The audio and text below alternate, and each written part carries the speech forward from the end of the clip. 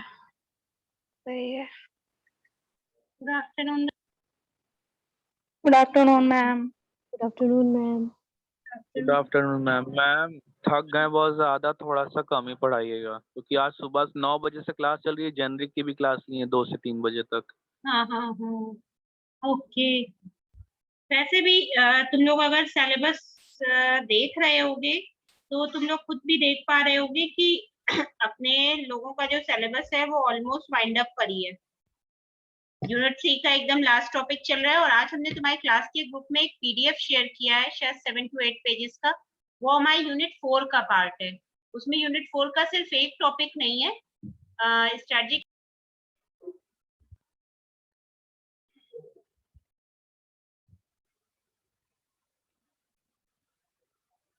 Contingency strategy से कराना है कि स्ट्रेटेजिक प्लान से कराना है? आई थिंक स्ट्रेटेजिक प्लान से कराना है। लोग तो yes, ऐसे मुंह बंद करके बैठ जाते हो कि पता नहीं कौन सा मैम सदमा प्लान से ही कराना है। कंटिंजेंसी स्ट्रेटजीज आई थिंक करानी थी, वो हुई नहीं थी। तो वैसे कोई आइडिया कि कंटिंजेंसी स्ट्रेटजीज क्या होती हैं, कुछ समझ में आ रहा हो? मैम आपकी वॉइस क्लियर नहीं है मैम। मैम आवाज वॉइस क्या क्लियर बोली नहीं मैम? समझी आपकी।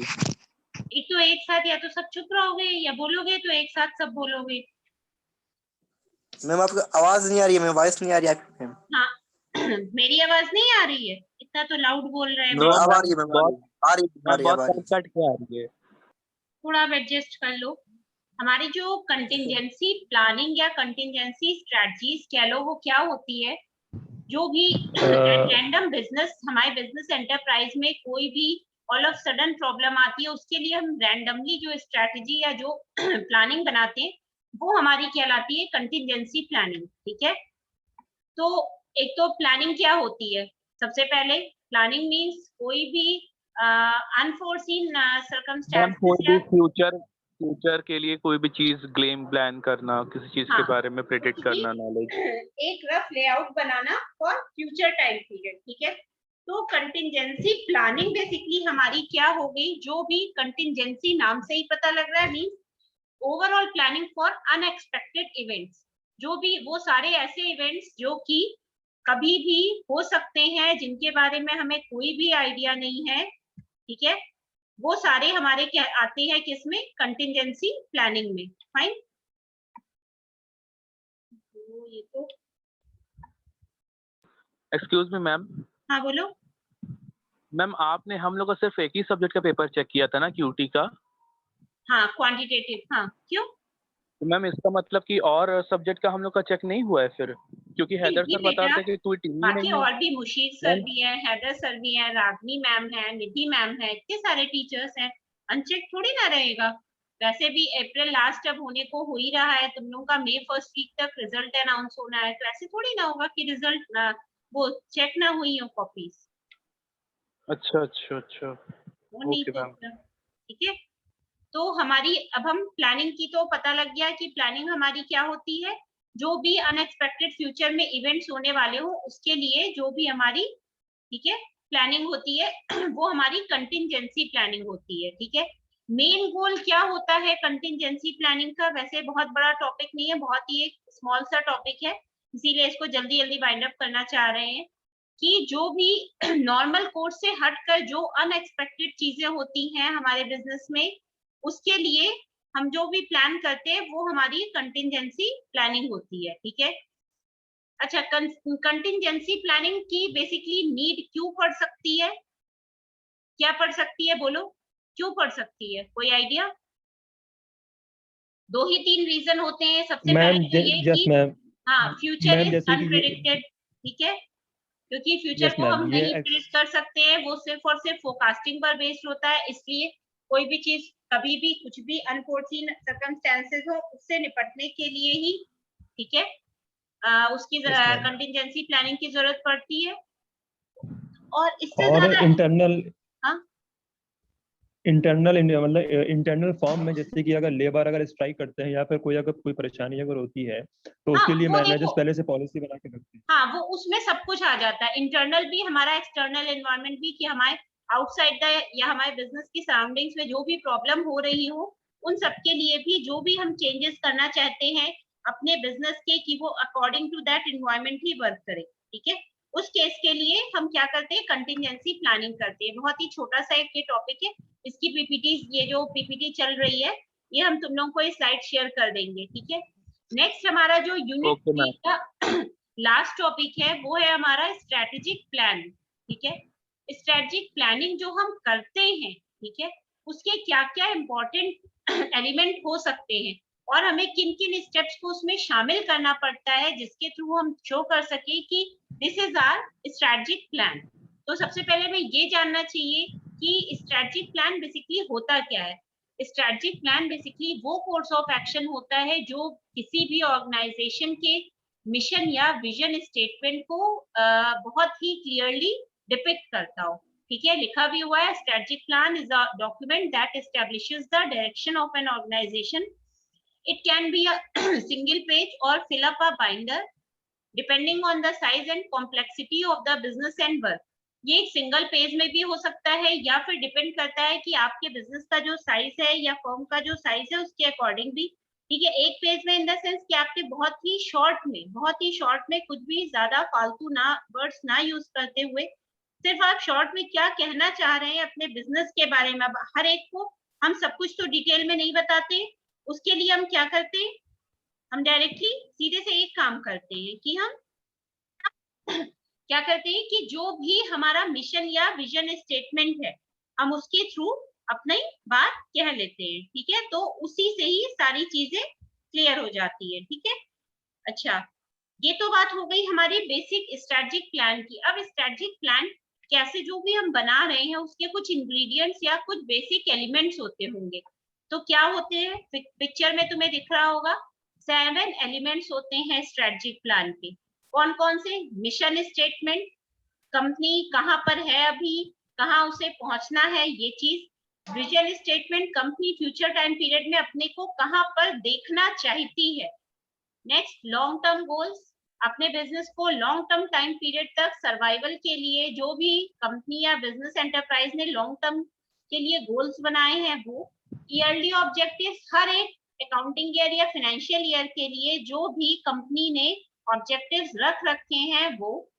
नेक्स्ट, एक्शन प्लान्स, कंपनी जो प्लान ऑफ एक्शन बनाती है जिनको वो यूज भी करती है, ठीक है, वो हमारे एक्शन प्लान्स कहलाते हैं। लास्ट होती है SWOT analysis. SWOT analysis mean आप अपने बिजनेस की जो भी क्या कह सकते हैं कि आपने अपने बिजनेस के लिए जो भी उसकी स्ट्रेंथ जानी होंगी या उन्हीं अपॉर्चुनिटीज से कैसे स्ट्रेंथ का को आपने आइडेंटिफाई किया होगा, या फिर जो आपकी वीकनेस है उससे कैसे ओवरकम करते हैं और अपनी थ्रेट्स को कैसे आप अपनी वीकनेस से रिलेट करके उसको अपनी स्ट्रेंथ में कन्वर्ट कर सकते हैं। ये सब कुछ हमारा किस में आएगा, किसमें आएगा, ये सब हमारे एलिमेंट्स होंगे, ठीक है, किस चीज के, स्ट्रेटेजिक प्लान के।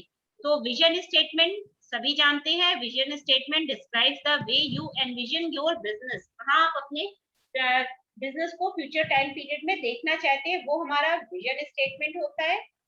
A vision statement should be reviewed continuously to ensure it is still aligned with the way you see your company। बहुत ही important है कि आपको अपने विजन स्टेटमेंट को कंटिन्यूअसली रिव्यू करना पड़ता है, तभी आपको ये पता लग पाएगा कि जिस डायरेक्शन में आप अपनी कंपनी को या आप अपने प्लान ऑफ एक्शन के थ्रू अपनी कंपनी को ले जा रहे हैं वो उसी अलाइनमेंट में है या नहीं है जिस अलाइनमेंट में आपका विजन होना चाहिए, ठीक है। मिशन स्टेटमेंट क्या होता है कि हम अभी कहाँ हैं, where we are currently and where we want to go in our future time period. हमें अपने विजन तक पहुंचने के लिए अपने मिशन पे डे टू डे फोकस करना बहुत जरूरी है, ठीक है। और क्या क्या हो सकता है, मिशन और विजन बेसिकली आपस में को रिलेटेड ही होते हैं। क्यों? क्योंकि दोनों का ही एक ही काम होता है। क्या एक ही काम होता है कि क्या एक ही काम होता है? क्यों? दोनों आपस में इसलिए मैम कोरिलेटेड होते यस हैं। मैम, अचीविंग गोल मैम, एक ही काम होता है कि उनका जो मेन ऑब्जेक्टिव है, जो मेन गोल है, जो मेन विजन है, उसको कम से कम टाइम में उसको पूरा करना। तो उसी के लिए गोल्स होते हैं, ऑब्जेक्टिव्स होते हैं और विजन मिशन होते हैं। फिर इसको पूरा करते करते हम अपने विजन को कंप्लीट करते हैं। बिल्कुल सही कहा, हमारा विजन और हमारा मिशन दोनों ही आपस में इंटर रिलेटेड होते हैं। विजन हमारा क्या कहता है कि हम अपने ऑर्गेनाइजेशन को फ्यूचर में कहाँ देखना चाहते हैं, ठीक। मिशन हमारा क्या कहता है हम अभी कहाँ हैं और फ्यूचर में कहाँ जाना चाहते हैं। तो बेसिकली हम अपने फ्यूचर को ही तो सिक्योर कर रहे हैं। ये हमारा होता है मिशन स्टेटमेंट। नेक्स्ट हमारा आता है कोर वैल्यूज। कोर वैल्यूज हमारी वो स्किल्स या वो एक्सपर्टीज होती है जिसपे हमारा बिजनेस क्या होता है, जिसके थ्रू ही हमारा बिजनेस रन कर रहा होता है। मेन हमारी जैसे अगर हम तुम लोग इंडिविजुअल अपनी अपनी बात करो, हर एक पर्सन में कोई ना कोई एक खूबी होती ही है। शायद वो हम आइडेंटिफाई ना कर पाए कि हमारे अंदर की क्या है क्वालिटी, क्या स्पेसिफिसिटी है हमारी खुद की, वो शायद हम आइडेंटिफाई ना कर पाए। तो वही हमारी कहलाती है कोर वैल्यूज। कोर वैल्यूज जो होती है कंपनी का जो भी वर्किंग पैटर्न होता है, वर्किंग बिहेवियर होता है, वर्किंग एटमॉस्फेयर होता है, वो उसी को ही डिस्क्राइब करती है कि कंपनी का क्या बिलीफ है towards their mission, vision, goal, objective, business model, उन सबको लेकर। और यही जो बिलीफ होता है यही कंपनी को क्या करता है, मोटिवेट करता है या एनकरेज करता है कि वो अपने विजन और मिशन को सक्सेसफुली पूरा कर सके। ठीक है मैम नेक्स्ट हमारा मैम जैसे कि ये भी है, हाँ, यस मैम, मैम बोलो जैसे कि बोलो। ये भी है कि कंपनी के अंदर जो एम्प्लॉय हैं, जो वर्कर्स हैं, वो कितना मतलब पॉजिटिव एटीट्यूड के साथ अपने काम को पूरा करते हैं। तो जितना पॉजिटिव एटीट्यूड रहेगा कंपनी के अंदर, तो वो उनके लिए अपने विजन को कंप्लीट करने के लिए उतना ही बेहतर रहेगा। ऑब्वियस सी बात है, देखो कोई भी कंपनी सिर्फ उसके टॉप लेवल मैनेजमेंट से या मिडिल लेवल मैनेजमेंट से नहीं चलती है। ठीक है, इसके लिए कंपनी को क्या करना पड़ेगा कि कंपनी को अपने इस चीज पे ध्यान देना ही पड़ेगा कि वो अपने ह्यूमन रिसोर्स मींस जो उसकी फर्म के अंदर लोग काम कर रहे हैं उन पर कितना ध्यान दे पाती है। अगर कंपनी उन पर ही ध्यान नहीं देगी तो शायद मैक्सिमम प्रोडक्टिविटी वो प्रोवाइड ही नहीं कर सकती है। ऑब्वियस सी बात है, अगर मान लो हमें कोई टॉपिक आज खत्म करना है, हम अपने एंड से बताए जा रहे हैं, हमें रुक के ये तक हम नहीं पूछ रहे हैं, ना हम पॉज ले रहे हैं कि तुम लोगों को समझ में आ रहा है या नहीं आ रहा है, और फिर हम ये भी अनाउंस कर देते हैं कि after 2 days I will take test. ठीक है, ऐसे केस में क्या तुम लोग उस टेस्ट के लिए मेंटली प्रिपेयर हो पाओगे? ऑब्वियस सी बात है, नो, नहीं प्रिपेयर हो सकती। क्यों? क्योंकि वो तुम्हें टॉपिक क्लियर ही नहीं हुआ है, तुमने वो सिर्फ चीज सुनी है। मैम इसके लिए मैम टाइम मैनेजमेंट भी हम लोग के लिए काफी इंपॉर्टेंट पार्ट रखता है ऑब्वियस कंपनी सी के बात लिए या है, किसी और भी फॉर्म ध्यान के दो लिए। टाइम मैनेजमेंट ही कहीं ना कहीं तुम्हारे मिशन और तुम्हारे विजन दोनों से ही रिलेट करता है। इसीलिए एक वर्ड यूज करते हैं जो हमेशा अभी ऑपरेशंस मैनेजमेंट की भी मैम क्लास में जैसे एक एग्जांपल ले लिया जाए कि मैम जैसे दिवाली के लिए किसी कैंडल्स की कंपनी है, एक फर्म है, हाँ हाँ एक प्रोडक्ट मतलब उनको इतने ही लाख कैंडल्स बनाना है, मगर अगर टाइम मैनेजमेंट उनका सही से नहीं चलेगा कि दिवाली तक उनको 1 लाख प्रोडक्ट्स अपना बनाना है और अभी सर पे हमारा फेस्टिवल है, उनका नहीं रेडी हो पाया, तो मतलब तो सारी चीज़ फिर रॉ मटेरियल्स और सारा लेबर मतलब सारी चीज़ उनके लिए बेकार है फिर, क्योंकि उतने टाइम पीरियड में उन्होंने अपना वो प्रोडक्ट को बना ही नहीं पाए हैं कि जब वो सेल हो सके। तो मैम अच्छी इसी बात है। वजह से टाइम मैनेजमेंट सबसे बड़ी चीज़ है। हाँ, इसीलिए कहा गया है कि जो भी कंपनी के गोल्स या ऑब्जेक्टिव्स या मिशन विजन हो वो डायनेमिक फॉर्म में कंपनी के होने चाहिए। जैसा आपकी सराउंडिंग में चेंजेस हो रहे हैं आप उसी के अकॉर्डिंग अपने वर्किंग पैटर्न में चेंज लाते जाए। ठीक है, कोर वैल्यूज के बाद आती है नेक्स्ट बहुत ही इंपॉर्टेंट एलिमेंट है स्ट्रेटेजिक प्लान का SWOT analysis. SWOT analysis means strength, weaknesses, opportunities, threats. इसमें हम क्या करते हैं, कंपनी की जो भी स्ट्रेंथ होती है उसको उसकी अपॉर्चुनिटीज से रिलेट करते हैं और कंपनी की ही थ्रेट्स को क्या करते हैं ओवरकम करने के मैम लिए। मैम सिंपली शॉर्ट मतलब होता क्या है मैम? बेटा सिंपली शॉर्ट मीन्स अगर हम खुद अपनी इंडिविजुअल की बात करें तो हमें अपने अंदर की पॉजिटिव चीजों को बाहर लाना है। जैसे मैम आपने वो एग्जांपल दिया था किसी एक ऑटोमोबाइल्स और टेलीकॉम और टेलीफोन्स वगैरह चूज करके हमने उस तो पे ये लिखना कहा था था। इसमें से कोई तो भी एक कंपनी तुम उठा लो, जैसे ऑटोमोबाइल में तुम होंडा उठा लो, मारुति कोई कंपनी ले लो, यस मैम, ठीक है, उसकी शॉर्ट कर दो। ठीक है, मारुति कितनी पुरानी कंपनी है, उसके बाद कितनी सारी कंपनीज आई, हुंडई आ गई, और टाटा जैसे की आई, टेलीकॉम सर्विस में अगर लिया जाए तो मैम जैसे बीएसएनएल है, काफी पुरानी है और बहुत पुराना है और आज भी लोग प्रेफर करते हैं उनके पास। मतलब अगर हम एक सर्वे करें तो तुम ऐसा पाओगे Yes. कि भले 40% पब्लिक हो, लेकिन वो ऐसा कहेगी कि वो that they want BSNL SIM also. क्यों? क्योंकि Yes, शायद ma'am. Network availability each and everywhere है। जियो के साथ मतलब ये मैम चीज जितनी कंपनीज आई मैम, जिसमें जितनी भी कंपनीज आई, अगर देखा जाए तो बीएसएनएल और रिलायंस इस टाइम सबसे आगे चल रही है। जियो है, रिलायंस है, मतलब हाँ, जियो के सब चीज को नेटवर्क के पीछे साथ करते हैं। कहीं ना कहीं प्रॉब्लम है। तो एक तरीके से क्या है, ये हमारी ये तो पर्टिकुलर उस कंपनी की स्ट्रेंथ हो गई, बट उसी स्ट्रेंथ के साथ ही उसे अपनी अपॉर्चुनिटीज को भी रिलेट करना है। तुम्हें कौन कौन से मौके मिल सकते हैं और उनसे तुम कैसे अपनी स्ट्रेंथ निकाल सकते हो, ये तुम्हारा खुद का काम है ना। यही होती है हमारी स्पेशली स्वॉट एनालिसिस। अब कुछ क्लियर हुआ? Yes ma'am. Okay, next element है long term goals. Long term goals हमारे वो गोल्स होते हैं जो कंपनी इस तरीके से अपने गोल्स को सेटअप करती है कि उसे मतलब जितने टाइम पीरियड्स ले वो अपने मिनिमम 5 साल, 4 साल, 3 साल, मतलब मोर देन 2 इयर्स से ऊपर जो कुछ भी गोल का सेटअप होता है वो इस तरीके से कंपनी करे कि उसे जो भी उसके गोल्स हैं वो लॉन्ग टर्म के लिए उसमें लॉन्ग टर्म के में उसे वो यूजफुल भी होंगे और वो उसे लॉन्ग टर्म में ही अचीव करने हैं। उसके लिए कंपनी कोई जल्दबाजी नहीं करती है, वो अपने इजी गोइंग वे में काम करती रहती है, but according to that goal ही करती है और उसी डायरेक्शन में करती है जिस डायरेक्शन में जाके वो गोल को अचीव कर सकती है। नेक्स्ट हमारा जो एलिमेंट है वो है ईयरली ऑब्जेक्टिव। ईयरली ऑब्जेक्टिव और लॉन्ग टर्म गोल्स में यही एक बेसिक सा फर्क होता है। ईयरली ऑब्जेक्टिव जो हम ऑब्जेक्टिव्स या गोल्स बनाते हैं वो with in that particular year, accounting year या फाइनेंशियल ईयर के बनाते हैं, ठीक है। क्यों? क्योंकि हम प्रीवियस ईयर से उस ईयर के लिए तो बना लेंगे, लेकिन अभी हमारा फोकस सिर्फ और सिर्फ ईयर, उसी पर्टिकुलर ईयर के लिए होता है, आगे के लिए हम नहीं सोचते, ठीक है। हमारा ये पर्पस होता है कि जो कुछ भी है वो हमें इसी ईयर में अचीव कर लेना है, वो भी हम ईयर के स्टार्टिंग में सोच रखे होते हैं। लास्ट हमारा है एक्शन प्लान। इतना सब करने के बाद अब हमें फाइनली जो जो हमने तय किया था उस पर अब हमें काम करना है, ठीक है। मींस एक्शन में आ जाना मींस अब करके दिखाने वाली सिचुएशन है। तो जो कुछ भी हमने बनाया कि हम अपने विजन पे प्रॉपरली स्टेबल है या नहीं है, हमारा मिशन फुलफिलमेंट की स्टेज की ओर है या नहीं है, ये सब हम इन्हीं एक्शन प्लान्स के थ्रू ही चेक कर पाएंगे। क्लियर हुआ elements of a strategic plan? Yes ma'am. ये सब चीजें हम शेयर करेंगे अभी क्लास के बीच में ही या क्लास के बाद, जो कुछ भी है ये सारे लिंक हम शेयर कर देंगे, ठीक है।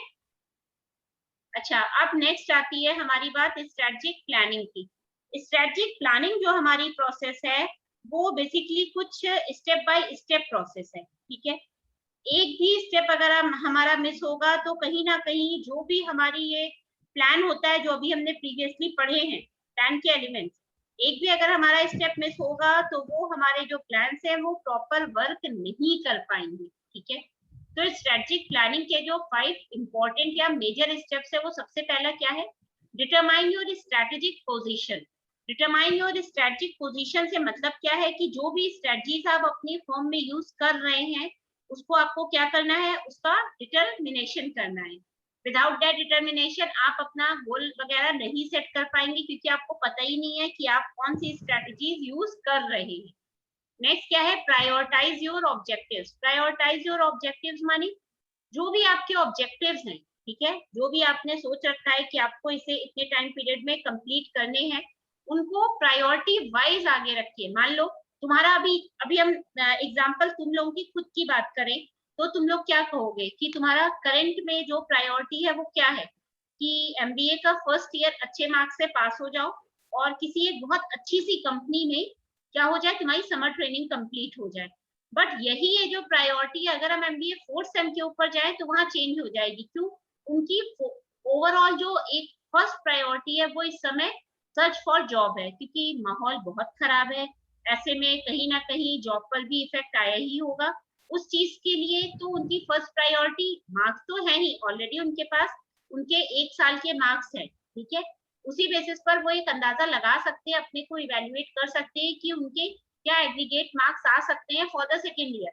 बट अगर हम तुम लोगों की बात करें तो तुम लोगों के पास अभी सिर्फ और सिर्फ एक ही सेमेस्टर का रिजल्ट है, समझ रहे हो ना। तो तुम्हारी प्रायोरिटी और उनकी प्रायोरिटी दोनों ही डिफरेंट है।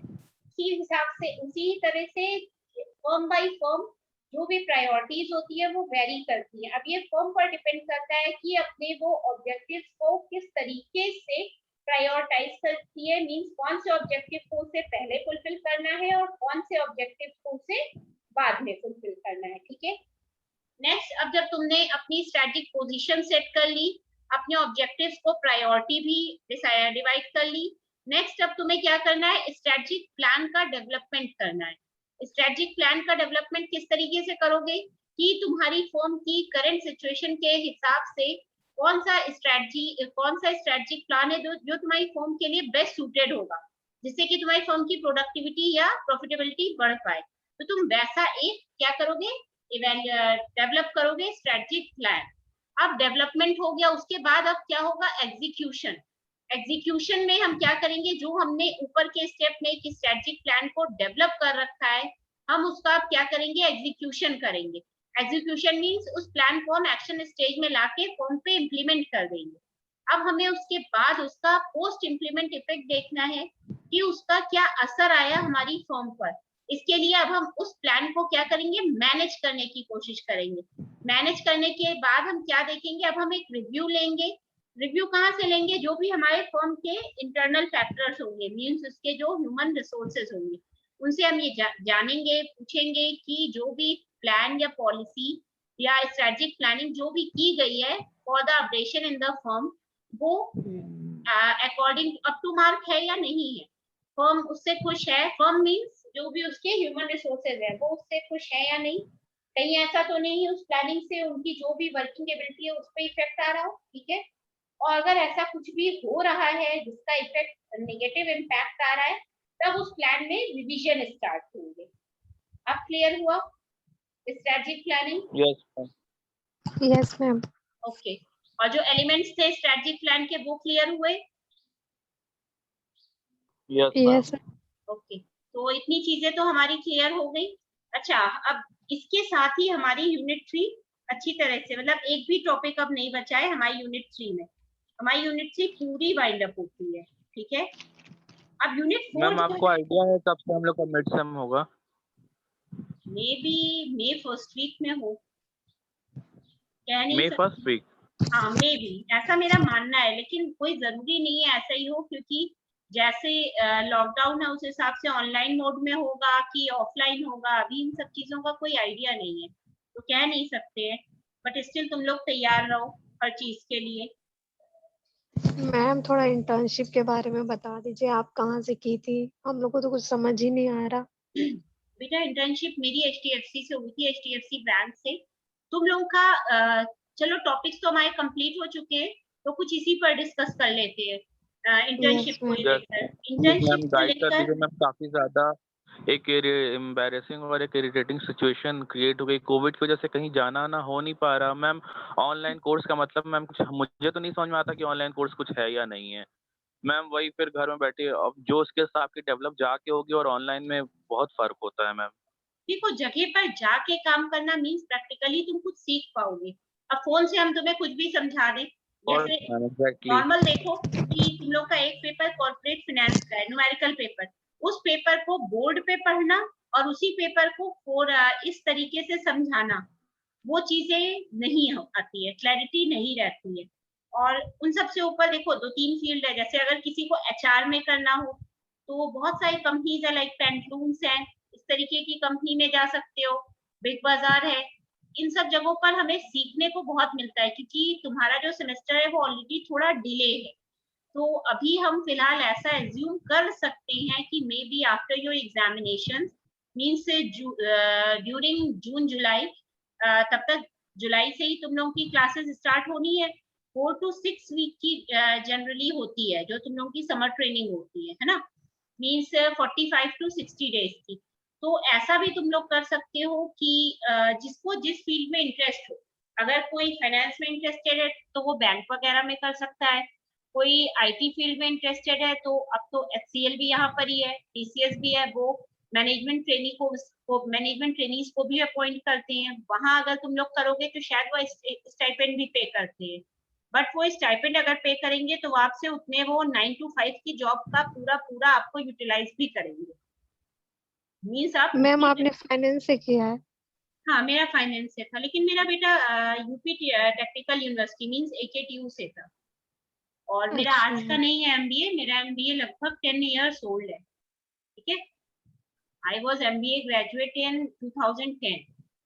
तो मेरे समय से मैम तो बेटा बैंकिंग में इंटर्नशिप के लिए क्या कैसे अप्लाई करना पड़ता होगा? HDFC बैंक है, ICICI बैंक है, तुम्हें कुछ नहीं करना होगा, तुम्हें यहाँ से एक NOC मिल जाएगा। NOC मीन्स एक सर्टिफिकेट टाइप का प्रोवाइड हो जाएगा, जो कि ये शो करेगा कि आप इस यूनिवर्सिटी के स्टूडेंट हो और आप एलिजिबल हो फॉर दैट समर ट्रेनिंग। तो इस तरीके से आपको बस वहां जाके बताना होगा, आपसे काम कराया जाएगा, अकाउंट वगैरह के बारे में नॉलेज दी जाएगी, सब कुछ होता है प्रॉपर। और बाकी अगर आपको कंपनीज के बारे में नॉलेज लेनी हो तो रागनी मैम को आप जानते ही हो, उनसे 1-2 बार कंसल्ट करो, उनको बहुत आइडिया है इन सब चीजों का। यस। वो बेसिकली प्लेसमेंट ड्राइव्स के लिए ही हैं। ठीक है, जो उनका होल सोल जो है वो प्लेसमेंट से ही रिलेटेड है, इसीलिए। और ये मत सोचना कि घर बैठे बैठे हो जाएगी, किसी को पता नहीं लगेगा, तुम लोग रिपोर्ट को परचेज भी कर लोगे, जमा भी कर दोगे, कोई फर्क नहीं पड़ेगा, लेकिन तुम्हें सीखने को कुछ भी नहीं मिलेगा। और याद रखो, MBA नेक्स्ट ईयर जब तुम लोग MBA पास हो रहे होगे, उस समय जब तुम लोग जॉब के लिए जाओगे, वहां तुम्हारी ये जो समर इंटर्नशिप का सर्टिफिकेट होगा, ये बहुत मैटर करता है। ठीक है, तो इस तरीके की उसमें मत रहना कि तुम लोग चालाकी कर ले जाओगे या ऐसा कुछ कि समर ट्रेनिंग नहीं करोगे, सर्टिफिकेट पा जाओगे, लेकिन सीखने में तुम लोग 0 पर रहोगे। जब लखनऊ कानपुर हाईवे पर तुम लोगों ने देखा होगा, एक मिर्जा कंपनी है लेदर की, वहां भी होती है समर ट्रेनिंग। अगर किसी की कोई अप्रोच हो तो वहां भी बात करो, वहां भी होती है। मैम कहाँ पे? लखनऊ कानपुर हाईवे पर एक टैनरी है, मिर्जा करके शायद नाम है उसका, वहां भी होती है। अच्छा। और वैसे अगर तुम लोगों को और जानना है, ये अमौसी इंडस्ट्रियल एरिया जानते ही होंगे सब लोग, एयरपोर्ट के पास, वहां बहुत सारी यस मैम। कंपनीज हैं जो कराती हैं समर ट्रेनिंग। और अपने सीनियर्स से बात करो, उन्होंने भी कुछ एक ने की भी है, वर्चुअल ही की थी, मतलब एट होम ही की थी, मतलब ट्रेनिंग एट होम थी, बट स्टिल सीखने को उन्हें मिला ही होगा। और बाकी रागनी मैम से बात करो, उनको इस चीज का बहुत आइडिया है, बहुत नॉलेज है। और सबसे ओके। इम्पोर्टेंट चीज कि इस समय अब तुम लोग अपने स्पेशलाइजेशन देखो कि किस फील्ड में सबसे ज्यादा इंटरेस्ट है। अगर तुम लोग फाइनेंस में इंटरेस्टेड हो तो बेहतर होगा कि फिर उसमें तुम लोग फाइनेंस में मींस बैंक वगैरह में करो, बैंक में करो, इंश्योरेंस कंपनीज में करो। ठीक है, और स्टाइपेंड के चक्कर में मत पड़ना कि नहीं हमें पेमेंट हो ही जाए तो बहुत अच्छा है। ये भी याद रखो, अगर कोई कंपनी आपको पे करेगी तो वो आपसे फिर आपको वो एज ए एम्प्लॉय ट्रीट करेगी, ये भी चीज याद रखना। ठीक है, यस मैम। ध्यान देना। मैम यहाँ पेमेंट से तो कोई मतलब ही नहीं है मैम, मेन थिंग है कि स्किल्स डेवलपमेंट हो। और मैम पे नॉन, जाहिर सी बात है कि जो आपको पे करेगी तो मैम वो एज ए एम्प्लॉय ट्रीट करेगी आपको, और हम स्टूडेंट है अभी, हमको कोई ऐसी तो वो चाहिए नहीं है, मेन हमको जैसे अपना ये डेवलप TCS है, करना है। HCL है, ये लोग मैनेजमेंट ट्रेनी को रखते हैं अपनी कंपनी में, ऐसा नहीं है। लेकिन एक तो वो बिल्कुल आउट ऑफ द वे आपको पड़ेगा, लखनऊ में सुल्तानपुर हाईवे पर है।